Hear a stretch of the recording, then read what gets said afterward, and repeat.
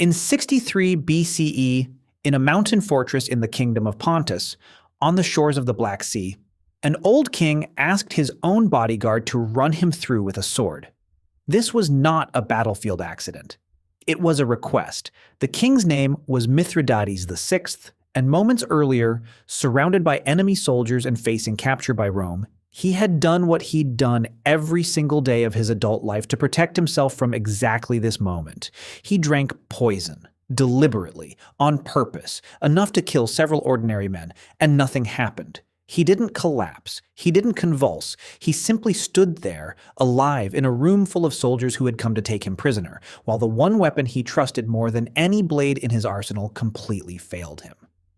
Mithridates had spent decades deliberately swallowing tiny, carefully measured doses of nearly every toxic substance known to the ancient world, slowly building an immunity so complete that by the end of his life, poison simply could not touch him anymore.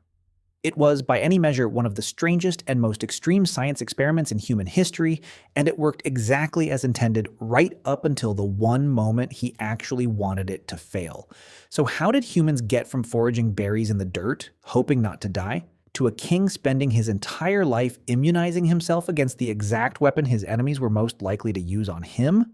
The answer runs through ancient hunters who weaponized nature's own chemistry, professional poisoners hired by kings and courts, a Renaissance widowmaker who ran a covert poison business out of a cosmetics shop, and a 19th century chemistry breakthrough that finally turned the world's most undetectable murder weapon into the easiest one to catch.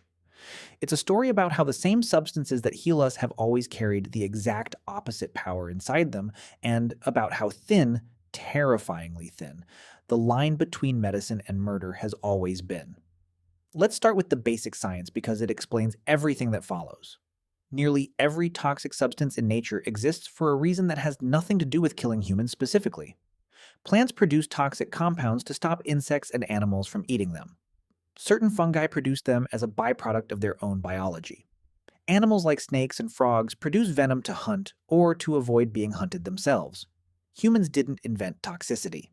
We simply noticed it, and then we did what humans do with everything useful we notice in the natural world. We started paying attention to the dose. A 16th century physician named Paracelsus put it into a sentence that toxicologists still quote today. The dose makes the poison. Nearly anything in a high enough quantity can kill you. Nearly anything toxic in a small enough quantity can heal you or at least do nothing at all. This single idea, that the exact same substance can be medicine or murder weapon depending entirely on quantity, is the thread that runs through this entire story. The earliest confirmed human use of poison wasn't political. It was practical. Archaeological evidence from southern Africa, dating back roughly 24,000 years, shows poison residue on the tips of bone arrowheads, likely derived from toxic plants or beetle larvae used to bring down large game that would otherwise be nearly impossible to kill with a simple wooden point. Hunter-gatherer groups across multiple continents independently discovered the same basic trick. A weapon doesn't need to be powerful enough to kill outright if it's coated in something that finishes the job afterward. This is functionally the same insight that would, thousands of years later, turn poison into a tool of statecraft. You don't need brute force if you understand chemistry. The shift from hunting tool to political weapon happened gradually, and it happened almost everywhere complex societies with courts, kings, and rivals for power began to form. Ancient Egyptian medical texts, some dating back over 3,500 years, already document careful knowledge of toxic plants like hemlock, aconite, and certain preparations of arsenic-bearing minerals, cataloged alongside their medicinal uses in the same breath. Ancient Rome eventually took this knowledge and turned it into something resembling an industry. By the 1st century CE, the Roman Empire had a poisoner infamous enough to be recorded by name in multiple historical sources. Her name was Locusta, and she is believed to have supplied the poison used in the death of the Emperor Claudius, reportedly delivered in a dish of mushrooms, and later assisted in the death of Britannicus, a rival to the throne. What's genuinely remarkable is that after her services proved useful to those in power, Locusta wasn't executed for her crimes. She was rewarded with land, wealth, and students to train, effectively running what historians have described as antiquity's first state-sanctioned poison school. Poisoning had become valuable enough to Rome's ruling class that Rome passed one of history's earliest recorded anti-poisoning laws. the Lex Cornelia de Sicarius et Veneficis, treating poisoners as a distinct and serious category of criminal alongside assassins wielding blades. This is where Mithridates enters the story properly, because his solution to the growing threat of political poisoning was, characteristically, more extreme than anyone else's. Ruling a kingdom soaked in court intrigue, having reportedly witnessed poison used against his own family, Mithridates became convinced that the only real defense against an untraceable weapon was to make his own body untouchable by it. He is said to have consulted with physicians, herbalists, and toxicologists across his kingdom to develop a daily regimen combining dozens of toxic ingredients in gradually increasing doses, a practice that toxicologists today still call Mithridatism in his honor.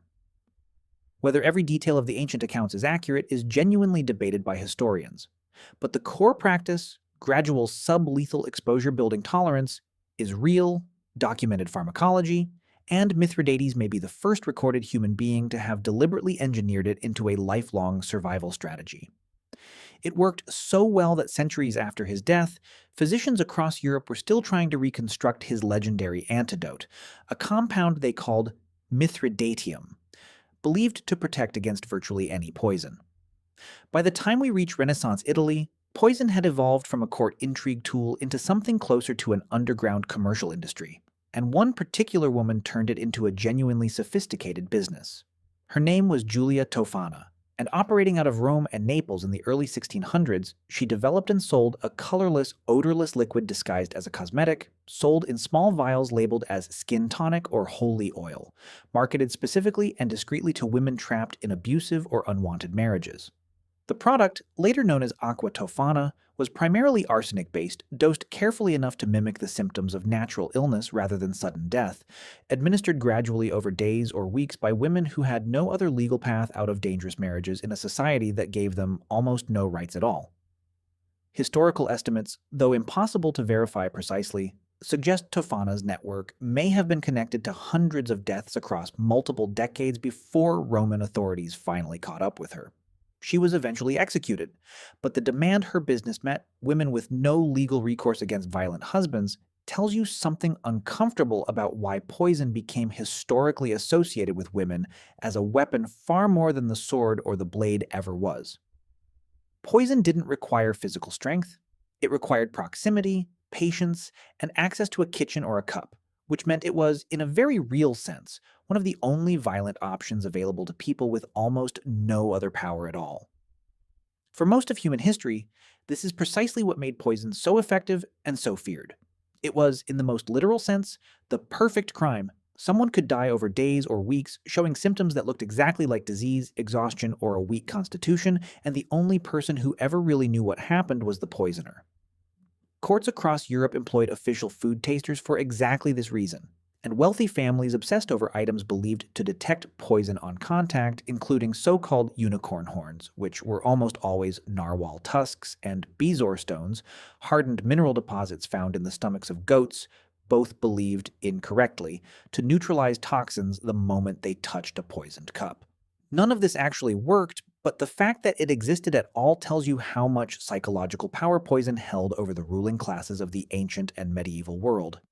It wasn't just a weapon, it was a source of constant low-grade paranoia sitting behind every unfamiliar meal. That fear finally began to lift in 1836, when an English chemist named James Marsh developed a reliable chemical test capable of detecting even minute traces of arsenic in a corpse, a substance that had, until that point, been the single most popular and effective poison in history precisely because it was so difficult to distinguish from natural illness. The Marsh test changed the entire calculation. For the first time, a poisoner could be caught with hard, unambiguous scientific evidence rather than suspicion and rumor. Arsenic poisoning cases across Europe surged through the courts in the following decades, not because poisoning suddenly became more common, but because it had suddenly, for the first time in recorded history, become detectable. This single breakthrough effectively created the modern discipline of forensic toxicology, a field built entirely around the same core insight Paracelsus had put into words centuries earlier. If the dose makes the poison, then the right science can always find the dose. The story didn't end there, of course.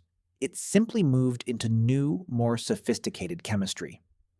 The 20th century saw poison shift from a personal, close range weapon into an instrument of state intelligence agencies, employing increasingly exotic and specifically engineered toxins designed to be difficult to trace, from thallium salts used in Cold War era assassinations to radioactive polonium, used in the 2006 poisoning of former Russian intelligence officer Alexander Litvinenko in London, a substance so exotic that investigators initially struggled even to identify what had killed him.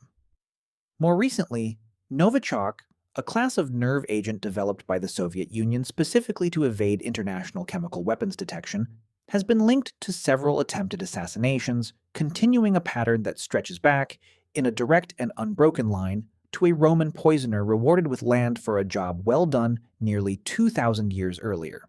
The tools changed completely. The underlying logic never did.